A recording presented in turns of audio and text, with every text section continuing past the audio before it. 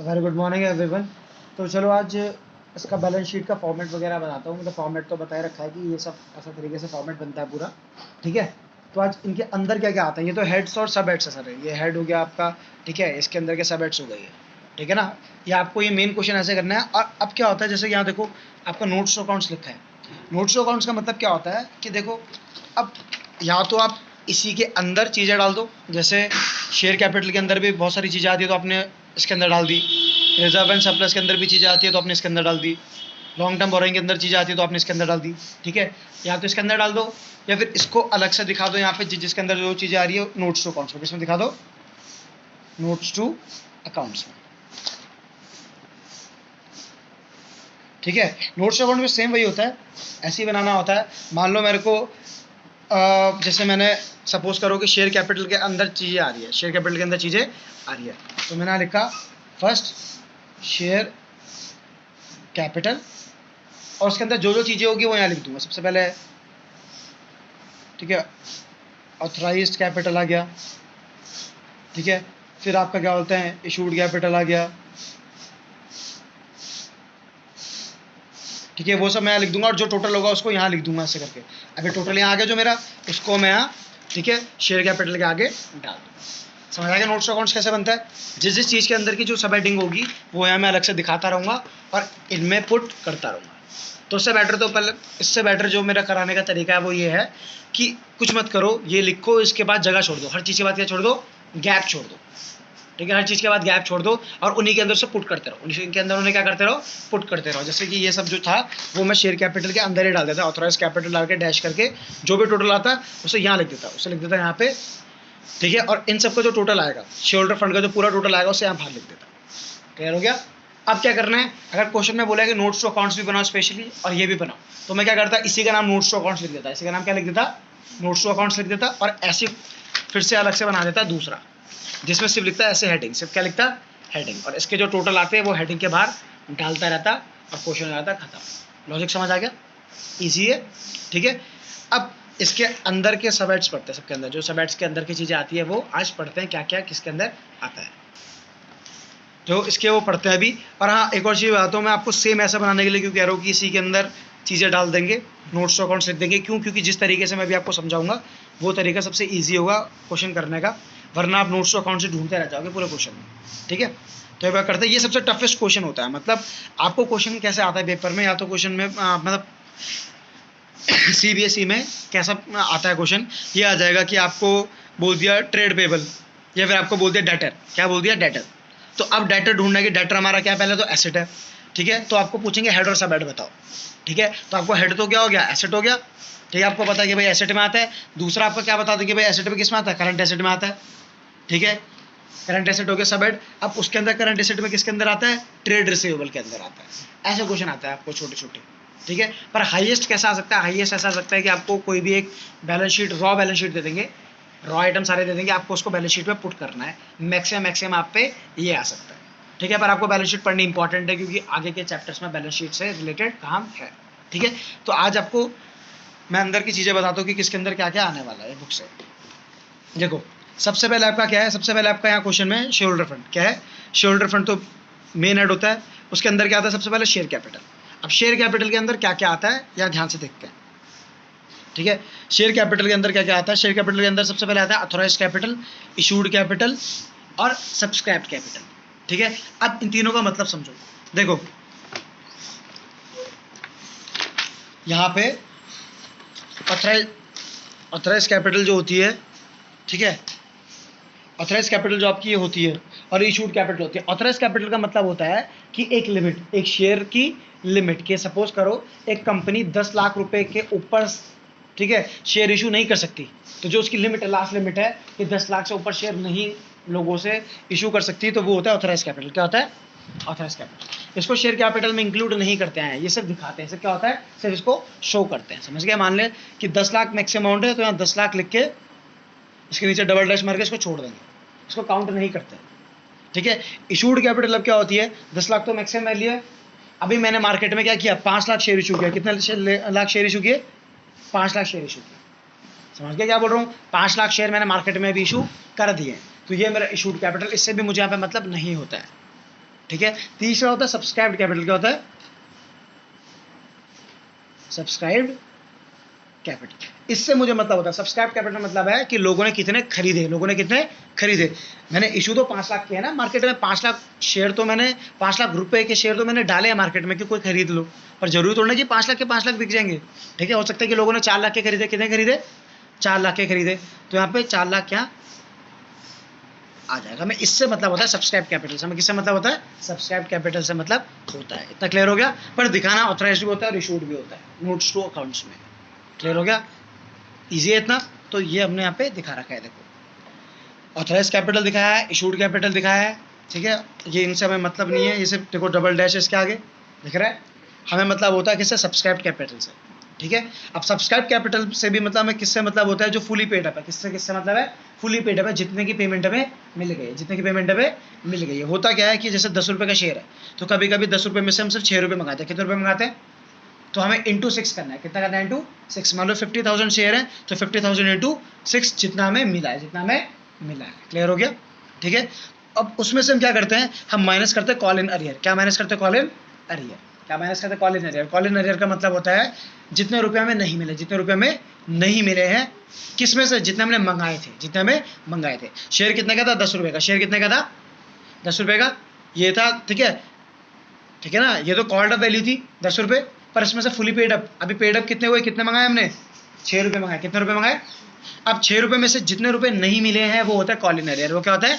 Call in arrear. तो minus कर देंगे सिंपल, क्योंकि इतना नहीं मिला है ना हमें।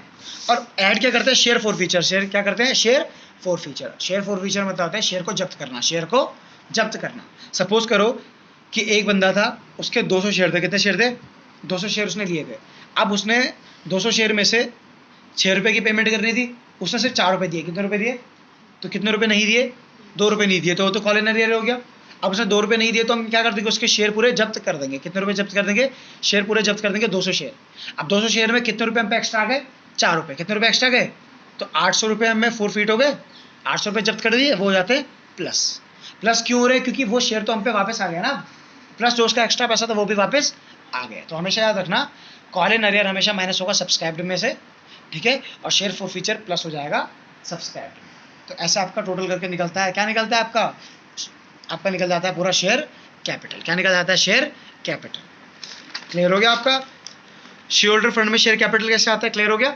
इसमें आपको ऑथराइज कैपिटल दिखानी है, इशूड कैपिटल दिखानी है, सिर्फ नाम की दिखानी है। उसके बाद मेन है सब्सक्राइब कैपिटल, जो आएगी उसमें से फुली पेड अप उतने लिखोगे जो पेड अप हुई है। क्या लिखोगे? जो पेड अप हुई है, जितने रुपए हम पे आ गए हैं उसमें से माइनस करोगे कॉल इन अरियर जो नहीं आया है, और ऐड करोगे शेयर फॉर फीचर, ऐड करोगे शेयर फॉर फीचर। इतना क्लियर है आपको शेयर कैपिटल कैसे है? उसके बाद बात करते हैं second, reserve and surplus. Second सब ऐड होता है रिजर्व एंड सरप्लस। इसके अंदर क्या क्या आता है? इसके अंदर हर टाइप का रिजर्व आता है, हर टाइप का रिजर्व आता है। ये दिख रहा है आपको रिजर्व एंड सरप्लस?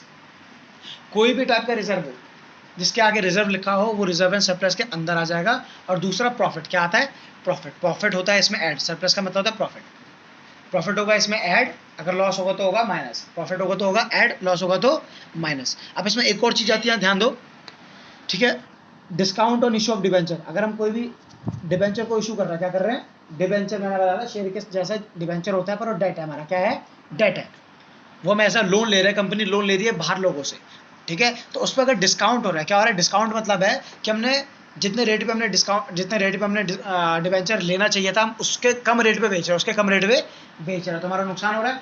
वो नुकसान हम किस में से भरेंगे? सिक्योरिटी प्रीमियम रिजर्व में से भरते हैं। किस में से भरते हैं? सिक्योरिटी प्रीमियम रिजर्व में से भरते हैं। तो याद रखना जब भी डिबेंचर पे डिस्काउंट होगा तो वो कहाँ पे आएगा? वो तुम्हारा रिजर्व में से माइनस होगा। किस में से माइनस होगा? रिजर्व में से माइनस होगा। क्लियर हो गया? ठीक है ना, ये हमेशा याद रखना। ठीक है, आई होप आपको ये क्लियर हो रहा है कि इसके अंदर क्या क्या आता है। ठीक है ना? ठीक है, अब नेक्स्ट देखते हैं। ठीक है, अब आपका ये शेयर होल्डर फंड तो पूरा हो गया। ठीक है, कैपिटल आपकी जितनी भी थी इक्विटी के थ्रू यहाँ आ गई। रिजर्व एंड सरप्लस में आपका सारे रिजर्व, सारे टाइप के रिजर्व और प्रॉफिट आ गए, उसमें से माइनस हो जाएगा। ठीक है, आपका क्या डिस्काउंट मिल रहा है, जो डिस्काउंट आप जो दे रहे हो किस पे? डिबेंचर पे, वो माइनस हो जाएगा यहाँ पे। ईजी है इतना? ठीक है ना? अब क्या बोलते हैं, नेक्स्ट देखते हैं नॉन करंट लायबिलिटी। क्या देखते हैं? Non current liability.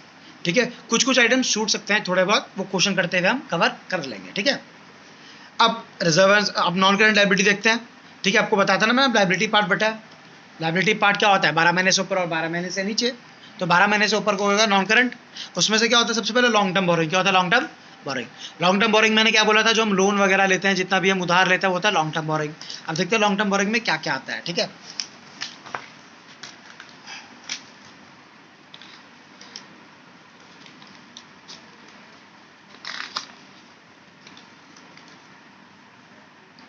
ये आपका लॉन्ग टर्म बोरिंग रहा, ठीक है ना। लॉन्ग टर्म बोरिंग में सबसे पहले क्या, ठीक है, लॉन्ग टर्म बोरिंग में आपका सबसे पहले क्या आएगा, देखते हैं। सबसे पहले आपका बॉन्ड एंड डिबेंचर। क्या होता है बॉन्ड एंड डिबेंचर? कोई भी हम डिबेंचर इशू कर रहे हैं, बताता है। डिबेंचर एक टाइप का लोन होता है जो हम लोगों से लेते हैं। किससे लेते हैं?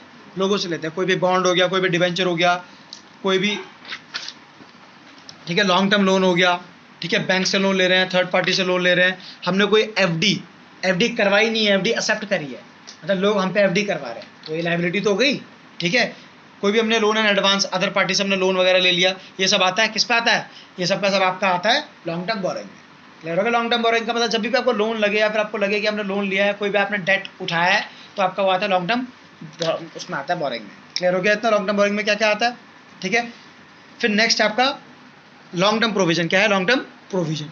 याद रखो 12 महीने से ऊपर जितने भी प्रोविजन होंगे, 12 महीने से ऊपर जितने भी प्रोविजन होंगे वो इसमें आ जाएंगे, ठीक है ना। जैसे आपका लॉन्ग टर्म प्रोविजन में देखो लिखा हुआ है उसने, ठीक है, लॉन्ग टर्म प्रोविजन में आपका उसने लिखा हुआ है कि जो भी फ्यूचर लायबिलिटी होगी, ठीक है, जो क्या होगी 12 महीने से ऊपर होगी, 12 महीने से ऊपर होगी, वो किस में आएगी? आपका लॉन्ग टर्म प्रोविजन में आएगी। जैसे कि आपका employee, provision for employee benefit, provision for employee benefit या प्रोविजन फॉर वारंटी, ये दोनों क्या होता है 12 महीने से ऊपर के तो होंगे, ठीक है, तो वो कहाँ आते हैं? आपके लॉन्ग टर्म प्रोविजन में आते हैं।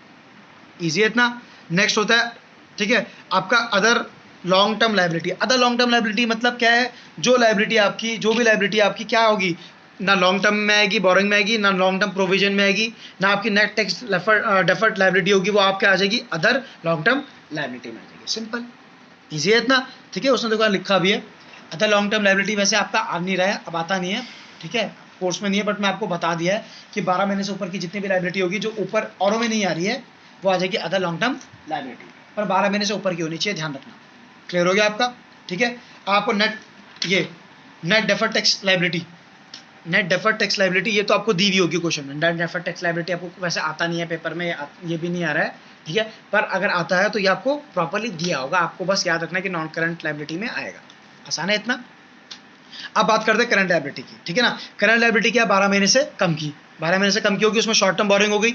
सिंपल, सेम बोरिंग जो हमने ऊपर पढ़ी थी वैसे ही वो यहाँ पढ़ेंगे शॉर्ट टर्म बोरिंग में, बस फर्क क्या होगा, 12 महीने से कम की होगी, 12 महीने से कम की होगी, याद रखने से, ठीक है ना। किससे कम होगी? 12 महीने से कम की होगी, ठीक है ना। देखो आपको यहाँ दिखा रखा है शॉर्ट टर्म बोरिंग, दिख रहा है आपको?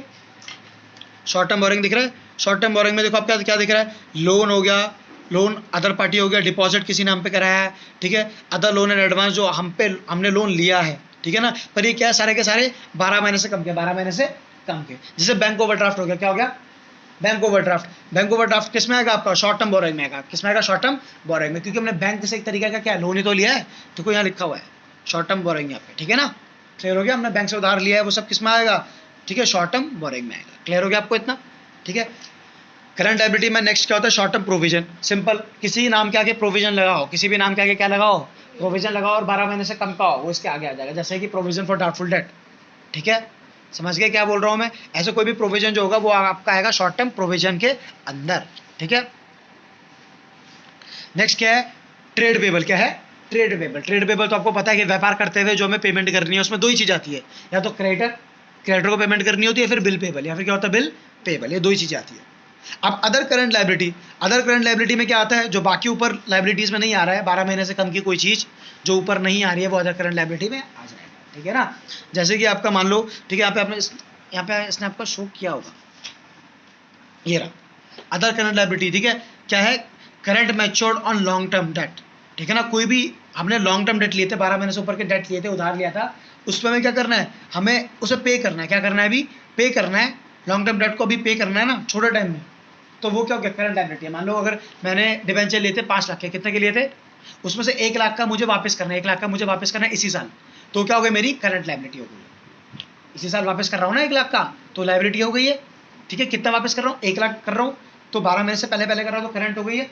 अब करंट में देखो, ना तो वो मेरा शॉर्ट टर्म बोरोइंग है, ठीक है, क्योंकि उधार तो ले नहीं रहा हूँ, ठीक है, ना मेरा कोई प्रोविजन है, ना ट्रेड पेबल है, तो मेरा क्या हो गया, अदर करंट लायबिलिटी होगा, क्योंकि मैं पेमेंट कर रहा हूँ विद इन 1 ईयर। समझ आ रहा है क्या बोल रहा हूँ?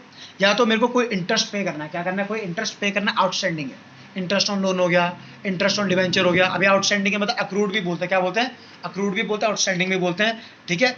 अभी देना है, ठीक है, तो वो आएगा यहाँ पे, ठीक है, चाहे वो ड्यू हो चाहे वो नॉट ड्यू, मतलब चाहे वो मैंने अभी देना है चाहे वो नहीं देना है, समझ रहे हो। जैसे मैंने डिवेंचर लिए 1 लाख के, वो ड्यू नहीं है पर पे तो करना ही है, 10% है वो पे तो करना है, दिमाग लगाना है, तो 10% हमें वो नॉट ड्यू है पर पे करना है, तो वो भी आएगा अदर करंट लायबिलिटी में। पर अगर ड्यू है तो फिर वो भी देना ही है, तो वो भी आएगा अदर करंट लायबिलिटी। आसान है, ठीक है। कोई भी अगर मुझे इनकम एडवांस में मिल जाए, बताया था प्रीपेड इनकम हमारी लायबिलिटी होती है, तो अदर करंट लायबिलिटी में आएगी, क्योंकि ना तो हमारा बोरोइंग है, ना हमारा कोई प्रोविजन है, ना हमारा कोई ट्रेड पेबल है, ठीक है। हम लोग डिविडेंड पे करना है, अभी पे नहीं किया, अनपेड है, पे करना है, यहाँ आ जाएगा, ठीक है। अगर हमें क्या है ये, चलो बाकी तो आएंगे नहीं, इनको छोड़ो। कोई भी आउटस्टैंडिंग एक्सपेंस है, क्या हमारे आउटस्टैंडिंग एक्सपेंस है, जो भी हमें पे करने आगे जाके लायबिलिटी है, 12 महीने के अंदर अंदर ही पे करेंगे, वो हमारा किस में आएगा, अदर करंट लायबिलिटी में आ जाएगा। समझ आएगा अदर करंट लायबिलिटी में क्या होता है? शॉर्टकट में से ऐसे याद रखो कि 12 महीने से कम की कोई भी चीज जो हमें पे करनी है, जो हमारी या तो बोरोइंग ना हो, ना हमारा प्रोविजन हो, ना हमारा ट्रेड पेबल हो, वो सब हमारा अदर करंट लायबिलिटी में आ जाता है। आसान, ठीक है। अब पढ़ते हैं एसेट। एसेट पढ़ते हैं तो एसेट में सबसे पहले क्या होता है, तो 12 महीने से ऊपर या 12 महीने से नीचे। 12 महीने से ऊपर सबसे पहले होता है फिक्स्ड। क्या होता है? फिक्स्ड। अब फिक्स तो तुम्हें पता ही है, फिक्स एसेट क्या होता है, जो हमारा भाई 1 साल से ऊपर हमने रखा हुआ है अपने पास, ठीक है, जो 3 से 5 साल तक इस्तेमाल होगा बिजनेस के अपने यूज के लिए, ठीक है ना, वो होता है हमारा एसेट। देखो लिखा है फिक्स एसेट। फिक्स एसेट 2 में डिवाइड है, टेंजिबल और इंटेंजिबल। टेंजिबल मतलब जिसको हम देख सकते हैं, छू सकते हैं। टेंजिबल में क्या क्या, लैंड, बिल्डिंग, प्लांट, मशीनरी, है तो पढ़ा है हमने यार, बेसिक्स है, ठीक है। इंटेंजिबल क्या होता है, जिसको हम देख नहीं सकते और छू नहीं सकते, जैसे कि goodwill, brand, trademark, computer software हो गया, ठीक है ना, माइनिंग कर रहे हैं, ये सब हमारा होता है इंटेंजिबल। इजी है, कॉपीराइट वगैरह सब इंटेंजिबल है। तो पहला तो हमारा हो गया इधर टेंजिबल इंटेंजिबल, समझ आ गया, ठीक है। अब हमारा नॉन करंट के अंदर दूसरा आता है, ठीक है, लॉन्ग टर्म इन्वेस्टमेंट भी बोल सकते हो, नॉन करंट इन्वेस्टमेंट भी बोल सकते हैं, ठीक है। कोई भी इन्वेस्टमेंट जो हमारी 12 महीने से ऊपर की हो, वो आ जाएगा हमारा नॉन करंट इन्वेस्टमेंट या लॉन्ग टर्म इन्वेस्टमेंट। ये तो आसान है, ठीक है। देखो लिखा हुआ है यहाँ पे क्या क्या इन्वेस्टमेंट होती है। ट्रेड इन्वेस्टमेंट, क्या बोला उसने, ट्रेड इन्वेस्टमेंट जो होती है, अगर वो 12 महीने से ऊपर की हो तो आएगा नॉन करंट इन्वेस्टमेंट में या फिर लॉन्ग टर्म इन्वेस्टमेंट में आएगा, ठीक है। अदर इन्वेस्टमेंट क्या है, इक्विटी शेयर में हमने इन्वेस्ट कर दिया, अब इक्विटी शेयर में इन्वेस्ट किया है तो भाई 12 महीने से ऊपर के लिए क्या होगा, सिंपल। प्रेफरेंस शेयर में इन्वेस्ट किया, डिवेंचर में इन्वेस्ट किया है, खरीद नहीं रहे हैं वो, अभी क्या होता है, बेच नहीं रहे हैं, खरीद रहे हैं, क्या क्या कर रहे हैं, बेच नहीं रहे हैं, खरीद रहे हैं दूसरी कंपनी का, क्लियर होगा, तो इन्वेस्ट ही तो कर रहे हैं। तो कोई भी हमने गवर्नमेंट सिक्योरिटी खरीदी, ये सब खरीदा है, तो क्या हमारा, ये हमारा इन्वेस्टमेंट है, लॉन्ग टर्म क्या है, इन्वेस्टमेंट है, जब हम खरीद रहे हैं, ठीक है। जब हम बेच रहे हैं तो हमारी लायबिलिटी है, क्योंकि अपनी कंपनी के बेच रहे हैं, पर जब हम खरीद रहे हो तो हमारी इन्वेस्टमेंट है, क्यों, क्योंकि हम दूसरी कंपनी के खरीद रहे हैं। तो 12 महीने से ऊपर के हम कहीं भी इन्वेस्ट करते हैं, कोई भी चीज़ खरीदते हैं जिसमें हमें रिटर्न आएगा, फ्यूचर में इन्वेस्टमेंट करते हैं, तो हमारा लॉन्ग टर्म या नॉन करंट इन्वेस्टमेंट हो जाता है। इजी है इतना, ठीक है। अब देखो नेक्स्ट, देखो नेट डेफर्ड टैक्स एसेट, ये तो लिखा होगा एज इट इज, तो आपको यहाँ लिखना है long term loan and advance. अब क्या होता है long term loan and advance, मतलब है कि हम लोन क्या कर रहे हैं, ले नहीं रहे हैं, दे रहे हैं, लोन ले नहीं रहे हैं, दे रहे हैं, ठीक है ना। अगर 12 महीने से ऊपर के लिए हमने किसी को लोन दिया तो long term loan and advance में आ जाता है, ठीक है ना। वो क्या क्या होता है पढ़ते हैं।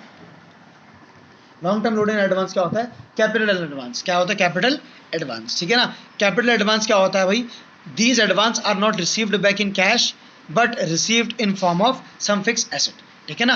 अब क्या होता है, हमने पैसा दे दिया, बदले में हमें क्या मिल रहा है, कोई एसेट मिलेगा, फ्यूचर में क्या मिलेगा, एसेट मिलेगा, तो भाई एसेट कहीं ना कहीं आ रहा है, तो ये क्या होता है, हमारा कैपिटल एडवांस होता है। क्या होता है, कैपिटल एडवांस होता है। हमने किसी को लोन दिया, बदले में हमने एसेट उठा लिया, बदले में हमने क्या उठा लिया, उसका एसेट उठा लिया कल के दिन, ठीक है ना। हमने लोन दिया था, एसेट उठा लिया, तो हमारा क्या हो गया, long term loan and advance में आ जाएगा, पर अगर 12 महीने से ऊपर का होना चाहिए, याद रखना। दूसरा क्या, सिक्योरिटी डिपॉजिट। सिक्योरिटी डिपॉजिट हमने कल के दिन क्या किया, किसी भी चीज़ का, टेलीफोन वगैरह, ठीक है, टेलीफोन इलेक्ट्रिसिटी का बिल एडवांस में दे दिया, किस में दे दिया, एडवांस में दे दिया, पर 1 साल से ऊपर दिए, 1 साल से ऊपर दिए, ठीक है। तो हमारा क्या हो गया वो, ठीक है। अब जैसे मान लो हमने मैकडी की फ्रेंचाइजी लेनी है, मैकडी की क्या लेनी है, फ्रेंचाइजी लेनी है, उसमें सिक्योरिटी डिपॉजिट रखते हैं 2-3 लाख का, जितने का होता है, तो वो हमारा आता है, ठीक है, सिक्योरिटी डिपॉजिट, क्योंकि हमें वापस मिलेगा, हमने तरीके से लोन दिया, वापस मिलेगा, समझ आ गया। और 12 महीने से ऊपर है, इसलिए लॉन्ग टर्म में आएगा, क्लियर हो गया, ठीक है। बाकी loan to employee, loan to supplier, employee को लोन दिया, सप्लायर को लोन दिया हमने, अगर 12 महीने से ऊपर के लिए दिया है, कब के लिए दिया, 12 महीने से ऊपर के लिए अगर हमने दिया है, ठीक है, तो हमारा आता है वो long term loans and advance में। अब अदर नॉन करंट एसेट तो आपको पता है, जो इनमें से किसी में नहीं आएगा, 12 महीने से ऊपर का होगा वो आपका अदर नॉन करंट एसेट में आ जाएगा, पर 12 महीने से ऊपर का होना चाहिए। अगर 12 महीने से नीचे का हुआ, बाकी इन चीज़ों में नहीं आया, तो किस में आएगा, करंट एसेट में आ जाएगा, easy.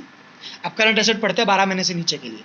Short term investment, same वही इन्वेस्टमेंट जो हमने अभी पढ़ी है, कोई भी हम इन्वेस्टमेंट कर रहा है 12 महीने से नीचे के लिए, वो आता है करंट इन्वेस्टमेंट में। Short term loans and advance, वही हमने एडवांस, अगर हमने लोन वगैरह किसी को दिया है हमने लोन, तो पैसा आएगा तो एसेट हो गया। 12 महीने से कम का है अगर वो लोन, ठीक है, तो शॉर्ट टर्म एडवांस में आएगा या short term loans and advance में आएगा। ट्रेड रिसीवेबल मतलब क्या होता है, जो ट्रेड से पैसा मिलना है, या तो डेटर से पैसा मिलेगा, बिल रिसीवेबल से मिलेगा, ठीक है। इन्वेंट्री में मैंने बोला, इन्वेंट्री मतलब हमारा होता है टोटल सामान, उसमें सब कुछ आता है। उसमें सब कुछ क्या क्या आता है हमारा, store and spheres, stock in trade, raw material, ठीक है ना, ये सारा का सारा हमारा सामान आ जाता है। तो यहाँ पे देखो क्या लिखा होगा, इन्वेंट्री में देखो लिखा हुआ है, raw material, work in progress, finish good, stock in trade, store and spare. Store and spare मतलब छोटा मोटा हमारा नट बोल्ट वगैरह, ये सब लूज टूल्स हो गया हमारा, ठीक है, ये सब हमारा आता है इन्वेंट्री, आसान, ठीक है। उसके बाद नेक्स्ट क्या बोला है उसने, cash and cash equivalent. Cash and cash equivalent में वो सारी चीज़ें आती है, हमारा पैसा है, पैसा से रिलेटेड सब, जैसे cheque, cash in hand, bank वगैरह सब आता है हमारा कैश एंड कैश इक्विवेलेंट। बाकी जो इन सब में नहीं आता वो आता है हमारा अदर करंट एसेट में। जैसे कि क्या हो गया, प्रीपेड एक्सपेंस, एडवांस में हमने रेंट पे कर दिया तो एसेट बन गया, ठीक है, वो हमारा किस में आएगा, अदर करंट एसेट में। अगर 12 महीने से कम का हुआ तो, अगर हमने 12 महीने से ऊपर का, अगले साल का, अगर अगले से अगले साल का दे दिया है हमने, तो वो नॉन करंट हो गया, तो नॉन करंट एसेट में आ जाएगा, अदर्स में। क्लियर हो गया, ठीक है, ऐसे हमारा ये होता है। अब हमारे क्या है, आउटस्टैंडिंग इनकम है, आउटस्टैंडिंग इनकम है, ठीक है। अगर हमारा आउटस्टैंडिंग, ठीक है, कोई भी इनकम है, हमने आउटस्टैंडिंग कमीशन मिल लिया है, पैसा मिलना है फ्यूचर में, अब इनमें से बाकी तो कहीं नहीं आएगा, तो हमारा अदर करंट एसेट में आ जाएगा। इस तरीके से आपका क्या होता है, पूरी बैलेंस शीट आपकी बन जाती है, आपके हेड और सब हेड के अंदर चीज़ें आती रहती है। तो आपको क्या करना है, आपको क्वेश्चन, अब देखो आपको दूसरा शॉर्टकट बताता हूँ आपको क्वेश्चन करना कैसे होता है। क्यों मैंने आपको बोला है कि आपको सबके अंदर मिक्स बनाना है। सपोज करो आपका एक क्वेश्चन हो गया प्रॉपर तरीके से, आपका ये क्वेश्चन है सपोज करो, ठीक है, ये सॉल्व करके मैं आपको कल दिखाऊंगा, पर एक बार देख लो, ये सारी की सारी चीज़ दी है। अब आप एक एक करके क्या कर रहे हो, अब आप यहाँ पे सपोज करो आपने शेयर होल्डर फंड लिख के पहले शेयर कैपिटल लिख दिया, आप शेयर कैपिटल लिख के यहाँ उसका नोट बना रहे हो, पहले यहाँ उसका नोट बना रहे हो, फिर आप यहाँ ढूंढोगे शेयर कैपिटल से रिलेटेड क्या क्या चीज़ें हैं, उसमें 1 घंटा लग जाएगा। तो पहले क्या कर दो, पहले ये चीज़ बना दो, ठीक है, नोट्स टू अकाउंट्स लिख के पूरा ये चीज़, अगर क्वेश्चन नोट्स टू अकाउंट्स बोला तो, नहीं तो आप ये पूरी एक चीज़ बना दो और सबके लिए गैप छोड़ दो। जैसे शेयर होल्डर फंड लिख के, शेयर कैपिटल लिख के 4-5 लाइन छोड़ दो, फिर रिजर्व एंड सरप्लस लिख के 4-5 लाइन छोड़ दो, जिस हिसाब से आपको लग रहा है, ठीक है, जिस हिसाब से आपको लग रहा है कि इसमें इतनी चीज़ें आ सकती है, सब चीज़ों के लिए जगह छोड़ दो, छोड़ दी। अब क्या हो रहा है, अब यहाँ एक धोरे से शुरू करो सारी चीज़ें। जैसे आपने देखा सन्ड्री क्रेडिटर, अब क्रेडिटर आपको पता है कि लायबिलिटी है, क्या आपकी लायबिलिटी है। अब करंट लायबिलिटी होती है, क्या होती है, करंट लायबिलिटी होती है। करंट लायबिलिटी आपको पता है कहाँ आती है, करंट लायबिलिटी आपको पता ना, लिखा हुआ देखो, करंट लायबिलिटी आपका इसमें लिखा हुआ था। करंट लायबिलिटी आपका किस में आती है, ट्रेड पेबल में आती है, ट्रेड पेबल है, इसके अंदर लिख दो आप सन्ड्री क्रेडिटर, इसके नीचे लिख दो और अमाउंट डाल दो, समझ गए। ऐसे करके चीज़ें उठाते रहो, डालते रहो। अब सिक्योरिटी प्रीमियम है, आपको मैंने बताया था सिक्योरिटी प्रीमियम क्या होता है, सिक्योरिटी प्रीमियम हमेशा क्या होता है, माइनस होता है, बताया था, ठीक है, ये याद रखना। सिक्योरिटी प्रीमियम रिजर्व है, क्या ये रिजर्व है, सॉरी, सिक्योरिटी प्रीमियम रिजर्व है, तो ये कहाँ आएगा, रिजर्व एंड सरप्लस में आएगा, कहाँ आएगा, रिजर्व एंड सरप्लस में। रिजर्व एंड सरप्लस कहाँ आता है, रिजर्व एंड सरप्लस इसमें आता है, तो इसके नीचे लिख देना सिक्योरिटी प्रीमियम। नेक्स्ट कैसे आएगा, इंटरेस्ट ऑन डिवेंचर है, ठीक है, इंटरेस्ट ऑन डिवेंचर लिखा हुआ है, इंटरेस्ट ऑन डिवेंचर पे करना है ना, अभी आउटस्टैंडिंग है, तो आपको क्या बोला था मैंने, 12 महीने से नीचे का है, ठीक है, तो करंट में आएगा करंट लायबिलिटी। अब नाउ बोरोइंग है, नाउ प्रोविजन है और ट्रेड पेबल है, तो किस में आएगा, अदर करंट लायबिलिटी में आ जाएगा, समझ रहे हो। तो आपने अगर हेडिंग डाल रखी तो उसके अंदर आसानी से पुट जल्दी जल्दी करते रहोगे। तो इस तरीके से आपका नोट्स अकाउंट्स भी, अगर आपको नोट्स अकाउंट्स बोला तो आपका ये नोट्स अकाउंट्स बन जाएगा, ठीक है। फिर दूसरी जगह आपको क्या करना है, बस सिर्फ हेडिंग और ये लिखना है, आपको हेडिंग और ये लिखना है फटाफट से, और इनका जो फाइनल वैल्यू आएगी, जैसे शेयर कैपिटल की जो फाइनल वैल्यू थी अंदर जो भी आएगा, जैसे रिजर्व एंड सरप्लस की फाइनल वैल्यू जो आपने लिखी हुई थी, ये वाली वैल्यू इनके नाम के आगे अलग से बना के, ये बना के डालते रहना। आसान है, ईजी है, बैलेंस शीट समझ आ गई, कोई भी बैलेंस शीट आसानी से कर लोगे। आज आपके लिए होमवर्क है, एक बार ट्राई करना, नहीं आएगा तो कल मैं आपको ये खुद से समझाऊंगा, ठीक है। आज के लिए इतना।